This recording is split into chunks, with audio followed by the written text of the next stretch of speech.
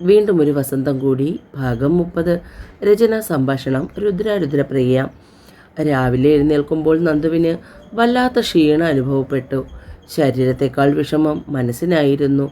അതുകൊണ്ട് ലീലാമ്മ സിസ്റ്ററെ വിളിച്ചറിയിച്ചു. Half day ലീവാക്കി. നന്ദുവിനെ പുറത്തേക്ക് കാണാതെ അന്വേഷിച്ചമ്മ റൂമിലേക്ക് വന്നു. എന്താ മോളെ, വയ്യായ്മ എന്തെങ്കിലും ഉണ്ടോ? ഇല്ലമ്മേ, ക്ഷീണം തോന്നുന്നു, അതാണ്. ഹോസ്പിറ്റലിൽ ഞാൻ വിളിച്ചു പറഞ്ഞു. എന്നാൽ മോള് കിടന്നോ, അമ്മ കഴിക്കാൻ എടുത്ത് വയ്ക്കാം. എനിക്ക് വേണ്ടമ്മേ, വിശപ്പില്ല. അങ്ങനെ പറഞ്ഞാൽ പറ്റില്ല. നമ്മുടെ എന്ത് വിഷമവും സങ്കടവും എല്ലാം വയറ്റിലൊരു കുഞ്ഞുണ്ടെന്ന് ഓർക്കുമ്പോൾ മാറണം. പിന്നെ നമ്മൾ അതിനുവേണ്ടിയായിരിക്കണം ജീവിക്കുന്നത്. ഒരു തെറ്റും ചെയ്യാത്ത ആ കുരുന്ന് ജീവൻ എന്തു പിഴച്ചു? അമ്മയുടെയും മകളുടെയും സംസാരം കേട്ടുകൊണ്ട് അച്ഛൻ റൂമിലേക്ക് കയറി വന്നു. അവൾ ബെഡിൽ എഴുന്നേറ്റിരുന്നു. ഇപ്പോൾ ക്ഷീണം കുറവുണ്ടോ മോളെ? ഉവ്വച്ച. എന്നാ വന്ന് വല്ലതും കഴിക്ക്. എനിക്കിപ്പോൾ വേണ്ട, ഞാൻ പിന്നെ കഴിക്കാം. നീ ഒന്നും കഴിച്ചില്ലെന്ന് പറഞ്ഞ് ചെറിയച്ഛൻ ഇതുവരെ ഒന്നും കഴിച്ചിട്ടില്ല. സുഖമില്ലാത്ത ആളല്ലേ, നീ വന്ന് എന്തെങ്കിലും കഴിക്കുമോളെ. രമേശനും കൂടി വന്ന് പറഞ്ഞപ്പോൾ അവൾ റൂമിൽ നിന്നും പുറത്തേക്ക് ഇറങ്ങി. എല്ലാവരും കൂടി ഒന്നിച്ചു കഴിക്കാനിരുന്നു. ഒരുപാട് നാളുകൾക്ക് ശേഷം. 1-2 തവണ വായിൽ വച്ചപ്പോൾ തന്നെ നന്ദുവിന് ഓക്കാനം വന്നു. അവൾ വായും പൊത്തിക്കൊണ്ട് നേരെ വാഷ് ബേസിൻ്റെ അടുത്തേക്ക് പോയി. ഫ്രഷായി ഉമ്മർത്ത് വരുന്നിരിക്കുമ്പോഴാണ് താഴെ കാറ് വന്ന് നിൽക്കുന്ന ശബ്ദം കേട്ടത്. പതിയെ എഴുന്നേറ്റ് നിന്ന് തലയെത്തിച്ചു നോക്കുമ്പോൾ കണ്ടു ഒതുക്കുകൾ കയറി വരുന്ന ആൾക്കാരെ. ഉമ്മർത്ത് നിന്ന് തങ്ങളെ നോക്കുന്നവളെ കണ്ടപ്പോൾ കാലുകൾ വേഗത്തിൽ വലിച്ചു വെച്ച് അവളുടെ അടുത്തേക്ക് പാഞ്ഞു. സന്തോഷം കൊണ്ട് ലതയുടെയും സുമയുടെയും കണ്ണ് നിറഞ്ഞു. ഒതുക്കുകൾ കയറി വേഗം നന്ദുവിൻ്റെ അടുത്തേക്ക് വന്നു. അവളെ ചേർത്ത് പിടിച്ചു. സുമയും ലതയും വയറിലൂടെ കൈയോടിച്ചു.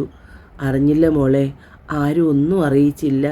ഇങ്ങനെ കാണാനാവും യോഗം. 3 പേരും കരയുകയായിരുന്നു. മാധവനും രവിയും സാരംഗും മുത്തശ്ശനും പിന്നാലെ.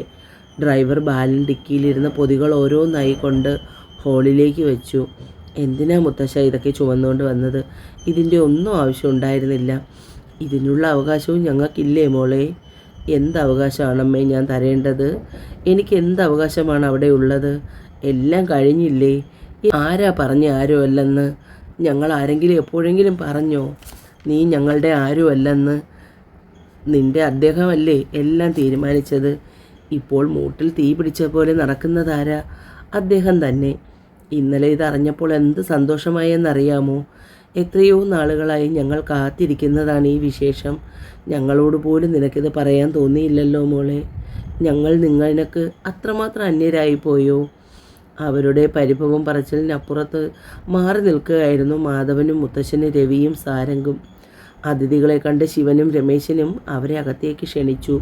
ഇങ്ങനെയൊരു കൂടിക്കാഴ്ച ഉണ്ടാകുമെന്ന് ഒരിക്കലും കരുതിയില്ല.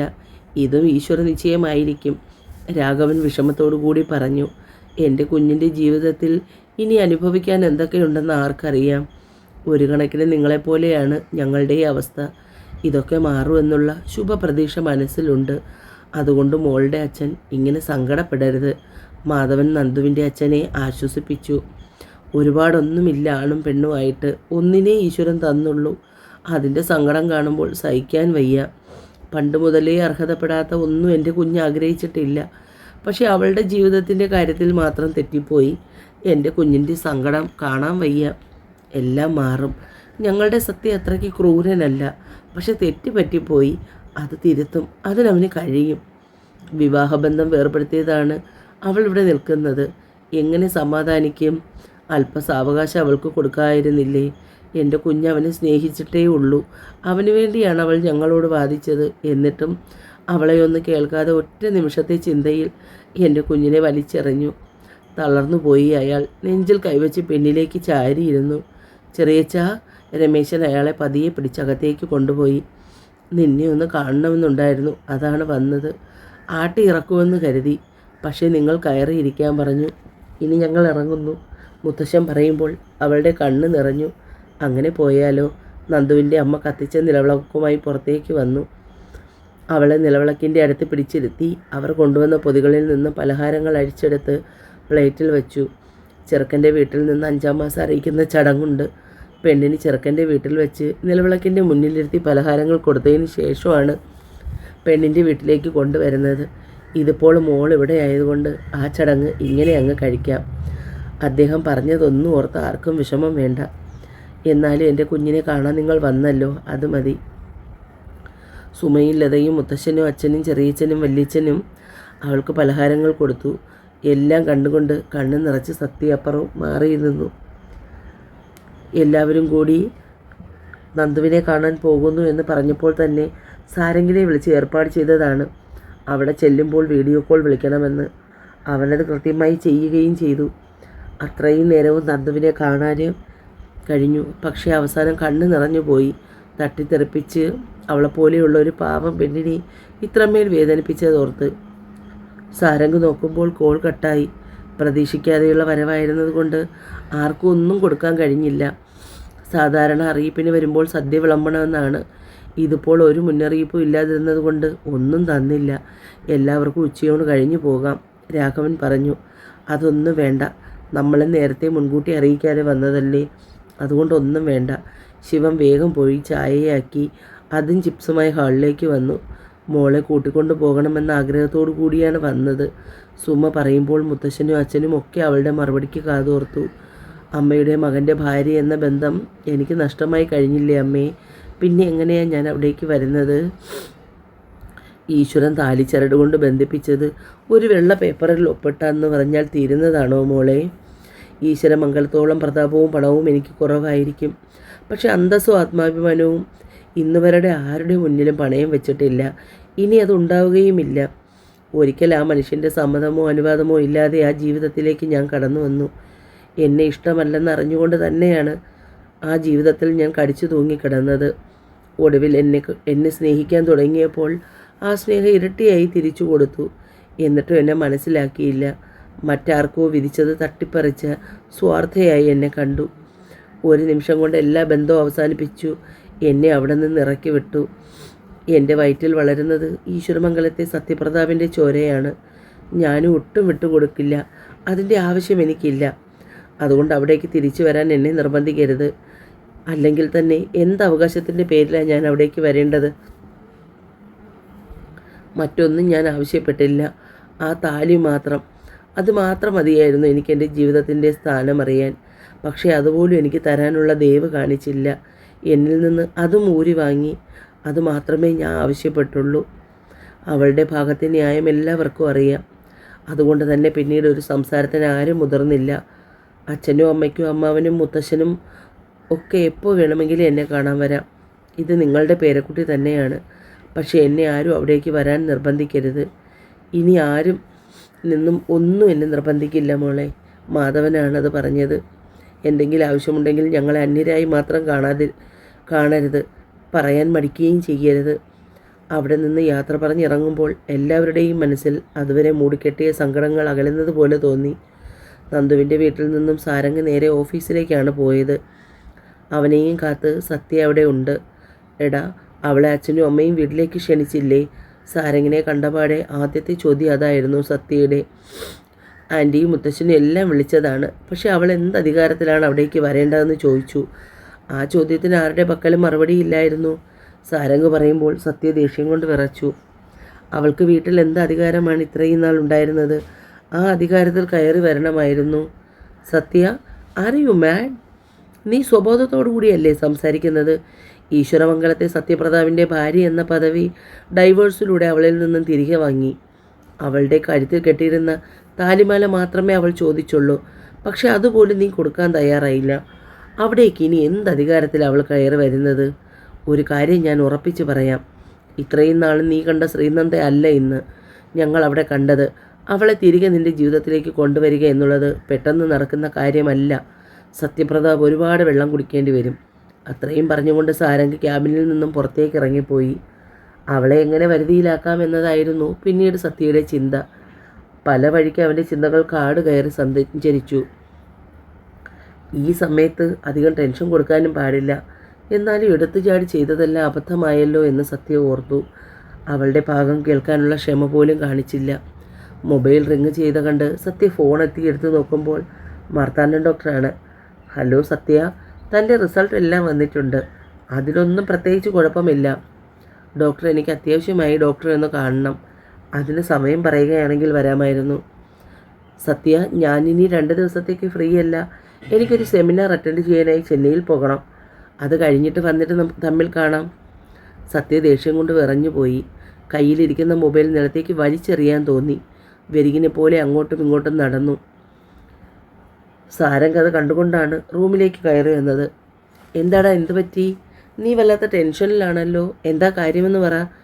മാർത്താണ്ഡൻ്റെ ഡോക്ടറെ വിളിച്ച് ഒരു അപ്പോയിൻമെൻറ്റ് ഫിക്സ് ചെയ്യാമെന്ന് വിചാരിച്ചതാണ്. അപ്പോൾ ഡോക്ടർ കുറച്ച് ദിവസത്തേക്ക് സെമിനാറിന് വേണ്ടി ചെന്നൈയിൽ പോകുന്നുവെന്ന്.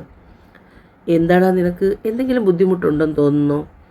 എങ്കിൽ നമുക്ക് വേറെ ഏതെങ്കിലും ഡോക്ടറെ കാണിക്കാം, സാരംഗ് ഉപ്രാളത്തോടു കൂടി പറഞ്ഞു. എന്നിട്ട് സത്യയുടെ അടുത്തേക്ക് ചെന്നു. ഇല്ലടാ, എനിക്ക് പ്രശ്നമൊന്നുമില്ല. അതിനല്ല ഞാൻ ഡോക്ടറെ കാണണമെന്ന് പറഞ്ഞത്. പിന്നെന്താ നിൻ്റെ പ്രശ്നം? നീ പിന്നെ എന്തിനാ ഡോക്ടറെ കാണാൻ പോകുന്നത്? നന്ദു എന്നോട് അടുക്കണമെങ്കിൽ ഹോസ്പിറ്റലിൽ അവളുടെ ജോലി എങ്ങനെയെങ്കിലും കളയണം. എന്തൊക്കെ ഭ്രാന്താ സത്യ നീ ഈ പറയുന്നത്? അവളെ ഇത്രയും ദ്രോഹിച്ചിട്ട് നിനക്ക് മതിയായില്ലേ? ഇനി അവളുടെ ജോലി കളയിച്ചിട്ട് വേണോ നിനക്ക് പകരം വീട്ടാൻ? ആ പാവ എങ്ങനെയെങ്കിലും ജീവിച്ചു പൊയ്ക്കോട്ടെ. എന്തിനാ ഇങ്ങനെ പിന്നാലെ നടന്ന് അതിനെ ശല്യം ചെയ്യുന്നത്? സാരംഗ് പറഞ്ഞു കഴിഞ്ഞതും സത്യ അവൻ്റെ കോളർ പിടിച്ച് വലിച്ചു തൂക്കിയെടുത്തു. എന്തൊക്കെയോടാ നീ വിളിച്ചു പറയുന്നത്? അവളുടെ ജോലി കളഞ്ഞിട്ട് എനിക്കിപ്പോൾ എന്തിനാ? പിന്നെ നീയല്ലേ പറഞ്ഞത് ഹോസ്പിറ്റലിൽ വിളിച്ച് ഡോക്ടറിനോട് അവളെ ജോലിയിൽ നിന്നും പിരിച്ചുവിടുന്ന കാര്യം സംസാരിക്കണമെന്ന് പറഞ്ഞെന്ന്? ഇടാ, അതങ്ങനെയല്ല. അവളെ ആ ഹോസ്പിറ്റലിൽ നിന്ന് എങ്ങനെയെങ്കിലും പുറത്തിറക്കി നമ്മളുടെ കമ്പനിയിൽ അവൾക്കൊരു ജോബ് കൊടുക്കണം. എങ്കിൽ എനിക്ക് അവളെ എപ്പോഴും ഇവിടെ വെച്ച് കാണാമല്ലോ. നീ ഇതെന്ത് പൊട്ടത്തരമാ സത്യ പറയുന്നത്? ഈ ഒരു അവസ്ഥയിൽ നന്ദു അതിന് സമ്മതിക്കുമെന്ന് നിനക്ക് തോന്നുന്നുണ്ടോ? അവൾക്ക് ജോലി ഇല്ലെങ്കിലും വേണ്ടില്ല, നമ്മുടെ കമ്പനിയിൽ വരില്ല, അത് ഉറപ്പാണ്. സാരംഗ്, നിങ്ങളെല്ലാവരും ഈ ഒരു കാര്യത്തിൽ എൻ്റെ ഒപ്പം നിൽക്കണം. എൻ്റെ ജീവിതത്തിൽ അവളുടെ മൂല്യം മനസ്സിലാക്കാതെ വലിച്ചെറിഞ്ഞതാണ് ഞാൻ ചെയ്ത ഏറ്റവും വലിയ തെറ്റ്. പക്ഷേ എൻ്റെ തെറ്റ് തിരുത്തി അവളെ കൂടെ കൂട്ടണമെങ്കിൽ ഇതല്ലാതെ വേറെ മാർഗമില്ല. നിങ്ങളെല്ലാവരും ഒന്ന് ആലോചിച്ച് നോക്ക്. ഓർമ്മയില്ലാതിരുന്ന സമയത്ത് എൻ്റെ ജീവിതത്തിൽ നടന്ന കാര്യങ്ങൾ പെട്ടെന്ന് എനിക്ക് ഉൾക്കൊള്ളാൻ കഴിയാതെ പോയി. അതെൻ്റെ ഭാഗത്തെ തെറ്റ് തന്നെയാണ്. പക്ഷേ ഇപ്പോൾ ഞാൻ എല്ലാം തിരിച്ചറിഞ്ഞ് അവളെ എൻ്റെ ജീവിതത്തോട് ചേർക്കാനാണ് നോക്കുന്നത്. സത്യ, നീ നിന്നെ എത്ര ന്യായീകരിക്കാൻ ശ്രമിച്ചാലും നിൻ്റെ ജീവിതത്തിൽ നിന്ന് അവളെ ഇറക്കി വിടുക മാത്രമല്ല ചെയ്തത്, നീ ആ ബന്ധം പോലും ഉപേക്ഷിച്ചു. അന്ന് കോടതിയിൽ വെച്ച് അവൾ ആവശ്യപ്പെട്ട താലിമാല പോലും ഒരു ദയയുമില്ലാതെ നീ അവളിൽ നിന്നും പിടിച്ചു വാങ്ങി. അതൊന്നും അത്ര പെട്ടെന്ന് നമുക്ക് മറക്കാൻ കഴിയുമെന്ന് എനിക്ക് തോന്നുന്നില്ല. അന്ന് ആദ്യമായി ആ ഓർമ്മയിൽ സത്യയുടെ കണ്ണുകൾ നിറഞ്ഞു. ഡാ, നീ ഇങ്ങനെ വിഷമിക്കാതെ. അവൾക്ക് നിന്നോട് വെറുപ്പുണ്ടെന്ന് എനിക്കിതുവരെ തോന്നിയിട്ടില്ല. പക്ഷേ നീ കാത്തിരിക്കേണ്ടി വരും സത്യ. കാരണം അത്രമാത്രം അവൾ സങ്കടപ്പെട്ടിട്ടുണ്ട്. അത്രമാത്രം അവൾ കേണപേക്ഷിച്ചു നിന്നോട്. എത്ര നാൾ വേണമെങ്കിലും ഞാൻ കാത്തിരിക്കാം. പക്ഷേ എനിക്ക് അവളില്ലാതെ പറ്റില്ല. ഒരു കാര്യം നീ മറന്നുപോയി സത്യ. നീയും അവളും ചോരയും നീരവും ആത്മാഭിമാനവും ഉള്ള ഒരു പെണ്ണാണെന്ന്. നീ കൊടുത്ത ചെക്ക് പോലും നിൻ്റെ മുഖത്തേക്ക് വലിച്ചെറിഞ്ഞ് അവൾ ആവശ്യപ്പെട്ടത് ആ ഒരു അംഗീകാരം മാത്രമായിരുന്നു. പക്ഷെ നീ ഒരു ദാക്ഷിണ്യവുമില്ലാതെ അവളിൽ നിന്നും അതും പിടിച്ചു വാങ്ങി. അവൾ ഗർഭിണിയാണെന്നറിഞ്ഞപ്പോൾ മുതലാണോ സത്യ നിൻ്റെ സ്നേഹം വീണ്ടും പൊട്ടിമുളച്ചത്? അതോ നീലിമ നിൻ്റെ ജീവിതത്തിലേക്ക് കടന്നു വരില്ലെന്നറിഞ്ഞിട്ടോ? നീ എപ്പോഴെങ്കിലും ഈശ്വരമംഗലത്ത് നിന്നും ഇറങ്ങിയതിന് ശേഷമുള്ള അവളുടെ ജീവിതത്തെക്കുറിച്ച് ആലോചിച്ചിട്ടുണ്ടോ? അവൾക്കും നമ്മളെപ്പോലെ കുടുംബമുണ്ട്, അച്ഛനുണ്ട്, അമ്മയുണ്ട്, ബന്ധുക്കളുണ്ട്. എല്ലാവരുടെയും മുന്നിൽ അവൾ എന്തുമാത്രം അപഹാസ്യയായി നിന്നിട്ടുണ്ട്. കാശ് മോഹിച്ച് ഒരുത്തനോടൊപ്പം പോയി. ഇപ്പോൾ വയറ്റിൽ കുഞ്ഞുമായി അവൾ തിരികെ അവൻ വേണ്ടെന്ന് വെച്ച് വന്നിരിക്കുന്നു. അങ്ങനെ എന്തെല്ലാം അപമാനങ്ങൾ ആ കുടുംബം സഹിച്ചു. അതെല്ലാം മറന്ന് നിൻ്റെ ജീവിതത്തിൽ വീണ്ടും വരാൻ അവൾ തയ്യാറാകുമെന്ന് നിനക്ക് തോന്നുന്നുണ്ടോ? ഞാനിതൊക്കെ പറയുന്നത് നമ്മുടെ അമ്മുവിനാണ് ഇങ്ങനെ സംഭവിച്ചതെങ്കിൽ നമ്മൾ എന്ത് ചെയ്യുമായിരുന്നു? അത്രയും മാത്രം ചിന്തിച്ചാൽ മതി നന്ദുവിൻ്റെ ഭാഗം മനസ്സിലാക്കാൻ. നിൻ്റെ ജീവിതത്തിലേക്ക് അവൾ കടന്നു വരുമ്പോൾ നീ പൂർണ്ണ ആരോഗ്യവാനായിരുന്നില്ല സത്യ. നിനക്ക് വേണ്ട കാര്യങ്ങളെല്ലാം അവൾ ചെയ്തു തരുമ്പോൾ ഹോം നേഴ്സ് എങ്ങനെയായിരുന്നു നീ അവൾക്ക് കൊടുത്തിരുന്ന സ്ഥാനം? പിന്നീട് നിൻ്റെ മനസ്സെപ്പോഴൊക്കെയോ അവൾ അംഗീകരിക്കാനും സ്നേഹിക്കാനും തുടങ്ങി. നിങ്ങളുടെ ജീവിതം കണ്ട് ഞങ്ങൾ സന്തോഷിച്ചു. പക്ഷേ അപ്പോഴും ഞങ്ങളുടെ എല്ലാ ഉള്ളിലൊരു ചോദ്യമുണ്ടായിരുന്നു, നിനക്ക് വീണ്ടും ഓർമ്മ തിരിച്ചു കിട്ടുമ്പോൾ ആ ഓർമ്മകളിൽ നീ അവളെ മറന്നു പോകുമോ എന്ന്. പക്ഷേ നിനക്ക് ഓർമ്മ തിരിച്ചു കിട്ടിയപ്പോൾ നീ അവളെ മറന്നില്ല. അതിനു പകരം അവളെ എന്നേക്കുമായി വേണ്ടെന്ന് വെച്ചു. അവളുടെ മനസ്സ് മാറി വരുന്നത് വരെ നീ ക്ഷമയോടെ കാത്തിരുന്നേ മതിയാകൂ. ഒരു കാര്യം ഉറപ്പാണ് സത്യ, അവളുടെ മനസ്സിൽ നീ മാത്രമേ ഉള്ളൂ. നീ മാത്രം. തുടരും.